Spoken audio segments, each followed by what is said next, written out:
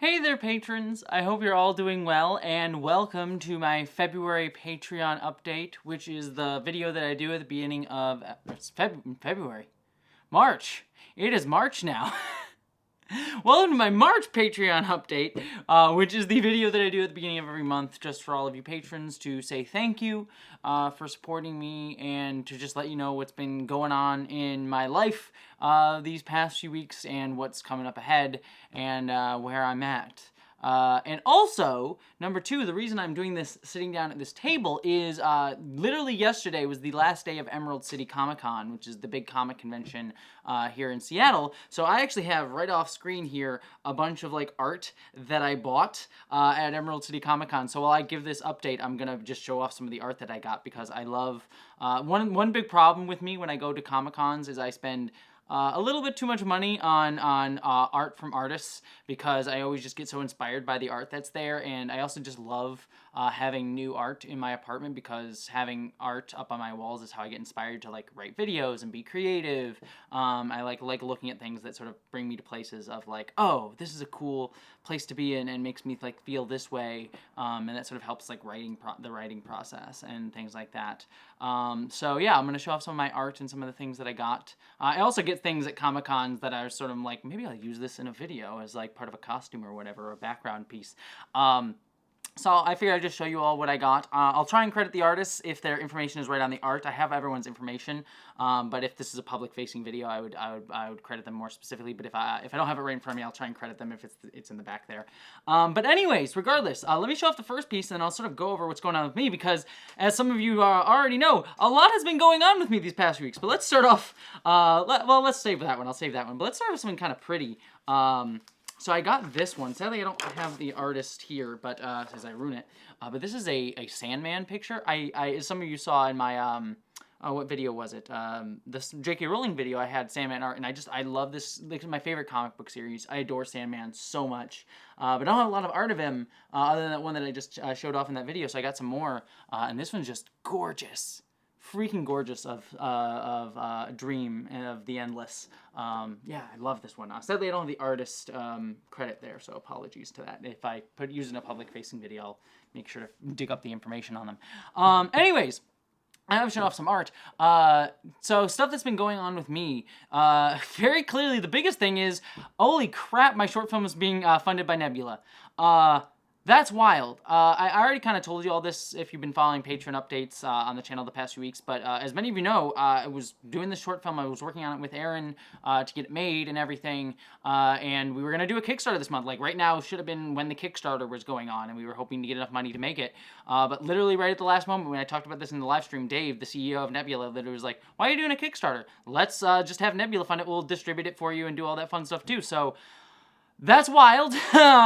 Very legitimizing and also like feels nice to like I literally just had a production meeting with Aaron like literally like about 30 minutes ago. We just got off and we were talking about casting and stuff, but both of us were just sort of like, yeah, now we just get to focus on making a thing, which is so wonderful. Like, we were going to spend this month, like, kind of biting our nails and trying to promote the Kickstarter. Now we can just be like, no, we're starting looking at casting. We've offered a role to somebody who I'm really excited to be working with.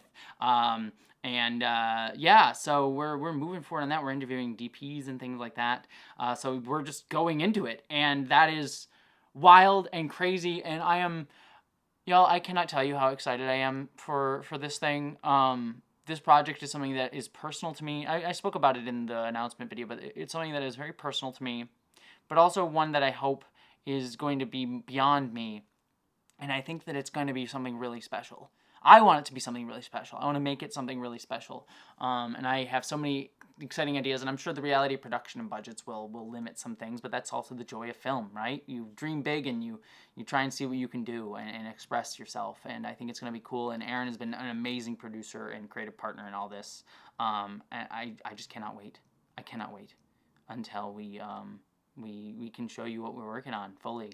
And the other thing that I want to throw back to all of you is just thank you for all the support. I know some of you are probably in the live stream, but even beyond the live stream, but especially at that moment. If you go and watch the live stream, you'll see that I feel like I was out of my head I was like outside my body the entire live stream. I feel like I wasn't on my game that entire live stream, because I literally got overwhelmed when I showcased the announcement video and that, and just saw everyone's reaction to the video. It kind of honestly just overwhelmed me emotionally, because it was just so heartwarming and meaningful to see people reacting so kindly and warmly and excitedly to my to this thing that I'm hoping to make. You know, that means the world, and so to come from that and then try to be on a live stream was probably a bad idea. I think I did fine. Everyone tells me I did fine. I felt like I wasn't there the entire time. Go back and watch, and you'll see I'm like kind of disassociating in like a good way, because I'm just like so overwhelmed and inside my head that entire time. Disassociating is probably the wrong word. You know what I mean? I'm just sort of I was just out of my own body that whole time, and in a very good way.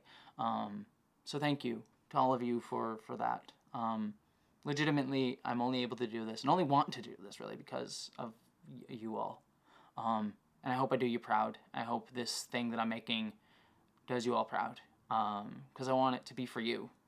You know, something I speak about. You know, this project is not just about, yeah, look, Jessie Gender created a cool thing. You know, I want this to be a meaningful project, not just for me, but for the people who work on it, uplift the people that work on it with me, and then also be meaningful to people who watch it, because you've all given me the chance to do stuff like this. That's what it's all about, is building community, and about making art that is for people, not just to venerate me as a creator. Yeah, so thank you. I really appreciate it. Before I get too emotional, let me show off some more art. I'll show off the one here that's going to be funny. So I'm working on a Star Wars video. Well, actually, this is actually not for that. So I'm working on a video before the Star Wars video. It's going to be about masculinity and trans women. I think it'll be a fun video. That's one of the videos that's coming up next month, or this month or April, depending on how long it takes me to make. But in the video, I'm going to be talking about like positive versions of masculinity. It'll be a harder video, but one thing that'll be fun towards the end of it is I'm going to be like, here's some pop culture examples of like masculinity that I think is very positive and affirming. And of course, I have to talk about my boy Pedro Pascal. And so I at ECC, I got a Pedro Pascal art that just showcases all of his different roles that I think is really fun. Like got Last of Us, Wonder Woman 1919, whatever. I don't love that one, but I like Boba Fett, not Boba Fett, Mandalorian, Last of Us, and the like Shark Boy and Lava Girl movie that he was in.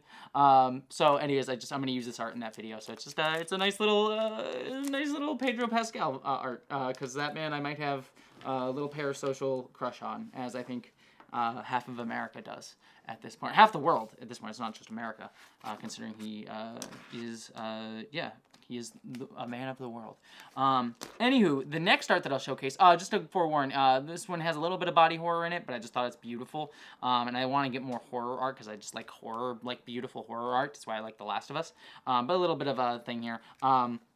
This art, this is gorgeous. Look at that, like the like flowers coming out of this guy's mouth. This one was actually done by Chess Albanese, who actually said, I actually don't know the pronouns, so I use they, them.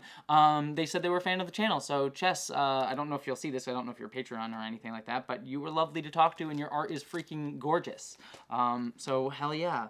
I also had to get some Star Trek art. So here's some cool Star Trek art, like the next gen, of course. This is also really pretty. I like the simplified. I always like very minimalist art. Speaking of minimalist Star Trek art, got this like very rainbowy one. I thought is cool.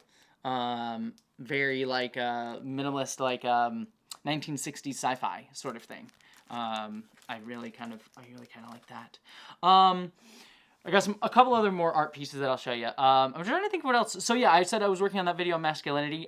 Being honest with all of you, that one's going to be a little bit, I'm trying to film that one so it's a little bit simpler to make while I'm working on identity stuff. That's probably going to be the name of the game for a few videos over the next few months, just a little bit simpler, because of the fact that I'm going to be working on so much stuff. Either that, they're also going to be paced apart.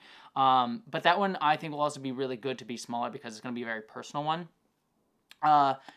Because it's going to be talking about my journey through masculinity and relating it to the ongoing discourse of, like, you know, talking about men who, you know, have to feel like they live up to some version of manhood. You know, in this sort of post-Andrew Tate getting arrested world, there's been a lot of discussion in videos in sort of my sphere and YouTube about manhood. And I think that, you know, as a trans woman, I think trans women just generally will have a unique perspective on masculinity that I want to not just show myself, but I'm going to try and uplift a few other trans femme creators and talk about it in hopefully an intriguing way. But it will be a difficult one. I hope to have some fun and be very, talk about it in a graceful way and hopeful way. I will be sharing some very personal stuff that happened to me. And it's stuff that I won't go into detail here, but it's stuff that I've alluded to, but have not gone into detail about. And I won't go into too much detail in the video, but I'll be talking about it a little bit more specifically. So it'll be a hard one. So it was a hard one to write, but in a weird way cathartic to write. So that one's coming up next.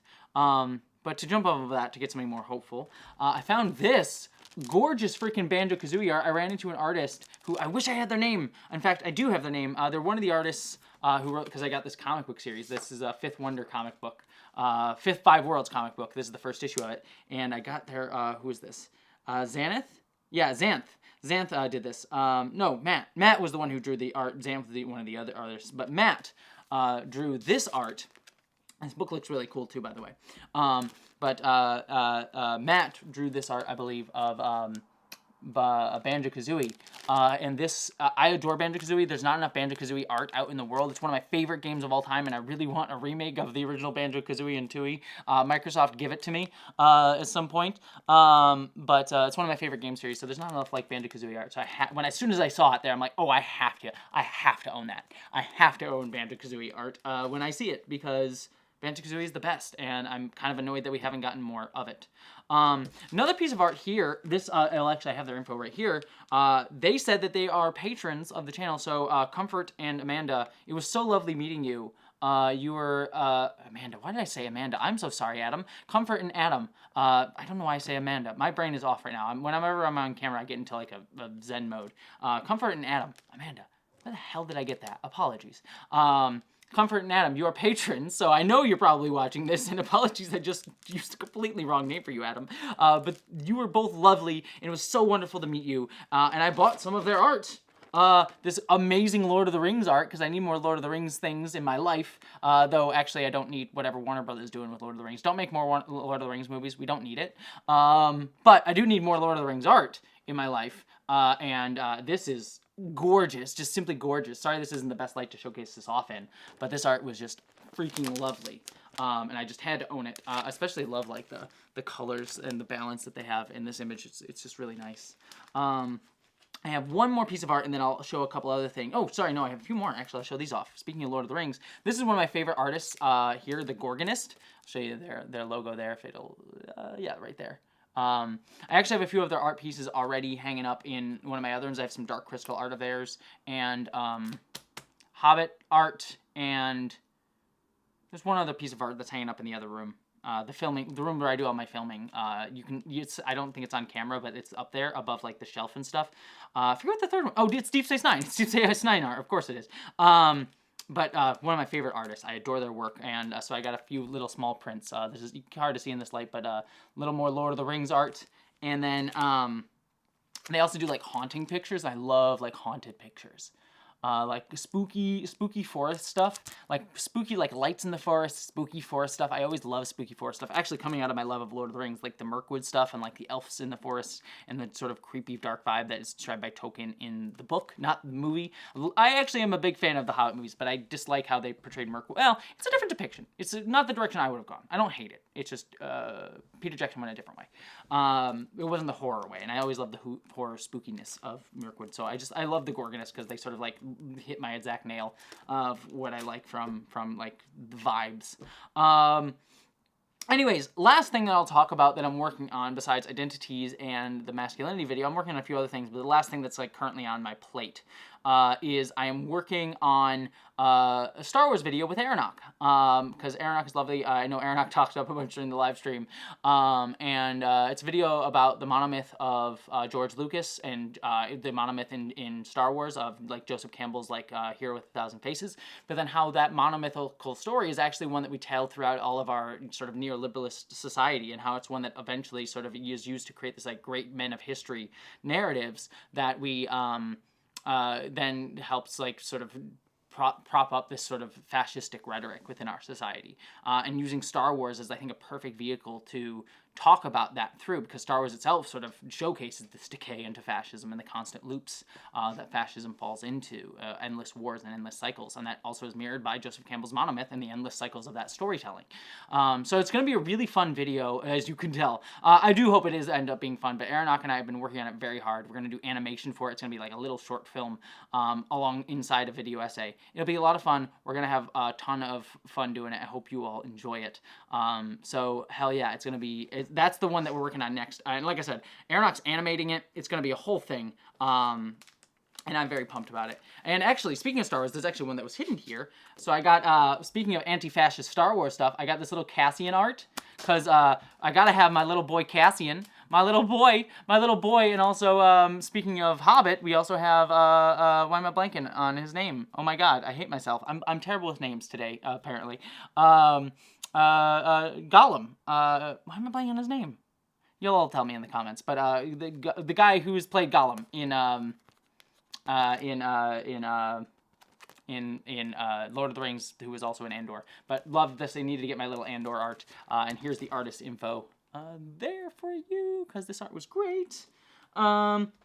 And then the last art that I will showcase here is this gorgeous, like, dragon image. This isn't from anything, but it was so evocative. I love dragons and just, like, landscapes that are just, but, like, landscapes that tell a story, that are not just landscapes, so there's, like, stuff in them, like, tells a tale. And you just have this little person down here just hanging out with their cat, and then you have a dragon on top of a mountain. It was such a beautiful and evocative image that I'm like, oh, this is gonna inspire me. Like, looking at this one, I'm like, I could think of so many different ways that this could tell so many different stories. So I thought this was I just needed to get this. Yeah, so that's pretty much everything that I'm doing. I'll show you a couple of more things that I bought here. But yeah, that's pretty much all I'm working on. Identities is coming along. Thank you for supporting me doing that. Star Wars is going, the Star Wars video is going great. The masculinity video is coming along. Those are sort of the main things. Oh, and I have a fun video coming too. It'll be a comedy video about Star Trek, because I think we all need a comedy video. So I'm editing it, finishing off editing it now. Lucian helped edit it as well. But that'll be like a fun Star Trek comedy video that'll be coming too. It'll be 2 hours long too, but it'll be just one that like you can put on the background and just enjoy yourself. That's not a big video essay. It's just meant to be a shit post about Star Trek that I'm just having fun for 2 hours. I don't expect that to do well in the algorithm, so just have fun with it. But yeah, that's the other thing I'm working on. The last thing I'll talk about after I show some of these off is kind of where I'm at emotionally. Let me show you off some of these things. So I got this like Gorgon eye necklace. It's so cool. They had more realistic looking ones, but they were very expensive. They were kind of outside my budget, so I got this more like Gorgon eye like cryptid sort of like dude here. The reason I got it is like I want it to, number one, it looks very cool. I also kind of want to have it inspire me to make a Lovecraft video or like an Eldritch Horror type video at some point. I don't know what the topic would be of the videos it would be on, but I saw this, I'm like, well, I want to wear that in a video, so now I need to write a video around it. And I've been wanting to do like an Eldritch Horror type of video for a long time now. So you might see this in a future video. Probably won't be for a while, but I have to justify buying this, and I usually justify buying things by putting them in videos, because this is just too cool not to have, to not put in a video. So these are just comics that I got. I got some comics. This is a comic book anthology by a friend of mine named Justin Richards. I actually haven't read this yet, and they actually gifted this to me. But Justin is a friend of mine who wrote a comic called Finger Guns. Really amazing person, one of the sweetest human beings. We had a very wonderful conversation. We met at Rose City Comic Con, and they were very kind to gift me this anthology. So I'm looking forward to reading it. And you should check out Justin Richards' work, because the comics are great, and also amazing human being. 2 other things that I got were, speaking of horror-y stuff, well, this one isn't horror, but it's sort of darker, but Blue Delaquanti wrote this book called Adversary, which is like a book set during the COVID-19 pandemic and dealing with that stuff. I haven't read this yet, but the name may sound familiar, because Blue Delaquanti is one of my favorite comic book artists right now. I fell in love with Blue's Oh Human Star comic book series. You may have noticed that in my announcement for Identities. I had it on like one of the shelves in the background on top of that VHS VCR CRTV. And the reason I had that is because Blue's Oh Human Star is a comic series that I really love. It just hit upon a lot of the themes that identities will hit upon. Very different story, but a lot of similar themes about AI, about who we are, our identity in a future that is very digital, and dealing with all that sort of stuff. And also very queer, very queer. So I loved Oh Human Star, so I wanted to get more Blue stuff. And I actually met Blue, who is a wonderful human being, and I might have them on the channel, on my secondary channel at some point in the near future, just to do an interview, because I just want an excuse to talk to them and also prop up like queer artists. I want to try and do that more and more. I'm going to have more and more queer artists appear on that channel doing interviews and stuff, promoting their stuff, so I can uplift some of the work that they do. I'm having like write a few novels coming on as well, so be on the lookout for that sort of stuff. I'll be doing that. Speaking of which, I'm also going to be working on the Star Trek Deep Space Nine video. That's the next video too that I'm going to be working on. That's going to be big, but that's not for a while. I have too many things in my plate at the moment. Once the Star Wars video gets off, I play them. Deep Space Nine's the next one. Sex and Deep Space Nine. But Blue is great, so I got some of their work. And then I just got a horror anthology. This is a big comic book by, I think it's like Ironside Comics. I have a few friends that work there. Yeah, Iron Circus Comics, excuse me. A few of my friends work at Iron Circus Comics, and I like a lot of the work that they do, and this is just a horror comic anthology. And I want to read more horror comics, because horror comics are the best. So it's just got a bunch of really cool art and horror stories in here, so I got this guy. The Sleep of Reason, an anthology of horror. So I had to get this. By the way, if any of you have any good horror comic recommendations, and I mean horror comic, not like action comics with a horror sheen. Like, don't get me wrong, I love Hellboy, and it definitely has some horror stuff in it, but Hellboy is more like an action comic with like horror elements. I mean like horror comics. If you have good recommendations, please let me know. Because like Junji Ito is one that I really love as well. That everyone recommends, and there's a bunch of others that I can't remember off the top of my head that I've read. Autumnal is a good one as well. But yeah, I would love recommendations if you have any. Those are the things that I bought at Comic-Con, so that was a lot of fun. I hope you enjoyed this sort of like weird way to do a Patron update video. Last thing I'll end on before I finish out is just my mental state. As many of you know, the past few months have been rough for a myriad of different reasons, from J.K. Rowling nonsense to debate bro nonsense that I won't get into here, and then just being frank, just the way the world is with trans people right now, like looking at stuff in Tennessee, and then the Michael Knowles quite literally calling for trans genocide, Jesus Christ, which is where we're at this point. Yeah, it's been rough, and I'm sure many of you feel that too. And I've definitely been feeling that, especially with all the individual stuff that has been depressing. And about 2 or 3 weeks ago, it was just really rough. I'll be very frank. A lot of crying that happened. But the past couple weeks since then has actually been very good. And I've been doing very good emotionally because I have these projects that I'm working on. And have also had a community of people, both in my personal life and then also out there in the world, all of you, who have been super kind and supportive. And that means a lot. And I've been thinking about that a lot lately. Something that's just been on my mind. I think I did a small video on it, but it's just been something on my mind because, you know, I want to do, like, you know, I saw Michael Knowles say, like, let's eradicate transgenderism, Jesus Christ.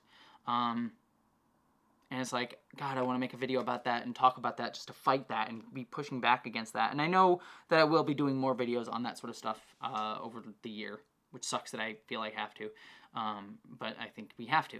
It's where we're at in the conversation. But I also sort of had this feeling like, why am I working on something like identities when I should be making videos about that? You know? And I know that that's silly. But it's you feel that guilt, right? You know, people will probably come at you, and I know someone's like, Jessie, you haven't talked about this, you haven't talked about this. And I want to so badly, and it's like, why am I doing a short film when I should be fighting these things more directly? And I will, but I also just remind myself that trans art is important, because if we constantly go out and fight these fights about, like, fighting back at Michael Knowles calling for transgenocide, which we need to do, of course we do, but it's like, it's always having the conversation on their terms. You know, this is the thing I talked about in my J.K. Rowling video. It's like always having the conversation on their terms about their games or their stuff. It's like, no, I want to have the conversation on our terms about what the things that we can do, the beauty that we can make as trans people, as marginalized people, queer people, as women, in allyship with other communities like communities of color. You know, what we can do in defiance of their system, but not even defiance, on our own terms. That's what I want to do with the things that I'm working on. I think it's what we need to do, because if we're constantly having the discussion on their terms, then it's always going to be on their terms and won't go anywhere. It keeps decaying further into worse and worse rhetoric because it's always on their terms. And I want to do things on our terms because we deserve to have it on our terms. We can make things more beautiful and more meaningful than those absolute horrific bigots ever will, because all they have left is hate. And that's what I'm reminding myself about. It's like, yes, I do need to fight these fights, but art is important. And trying to make beautiful things for the world, I think, is important. To remind us all that there are beautiful things in the world. Like hate is loud, hate is dangerous, but hate is small in the grand scheme of things. It can cause so much damage. It's easy to destroy. It only takes a few people to destroy, a few loud people to destroy. And it's so much harder to build. And yet, there are so many people, more people that want to build communities, build art, build great things. And I am hopeful that I get to do that. I'm honored that you trust me to do that. And I'm honored that you support me in doing that. It means a lot. So I'll end there. I'm doing okay emotionally, despite the world being shit, in a lot of different ways. But there's also the beautiful world out there too. And that's because of all of you and what you allow me to do. And I hope that all of you who are there, I know there are many of you who may be watching this or know other people who are in much more dangerous situations. I think of my brothers and sisters and siblings in Florida and Tennessee and other places around the world, the UK, but also many places around the world just beyond those, who are facing much more danger than I am. My heart goes out to you, and know that there's community, there's love, there are people that want to fight for you and support you. I am with you as best I can be, and try to keep yourself safe and know that there's community out here that will support you and cares about you. Even if you don't have us immediately around you, we are thinking about you always, and you are beautiful and valid and amazing. Yeah, that was kind of a ramble at the end there, but just weird mishmash of what I'm thinking about. Love you all.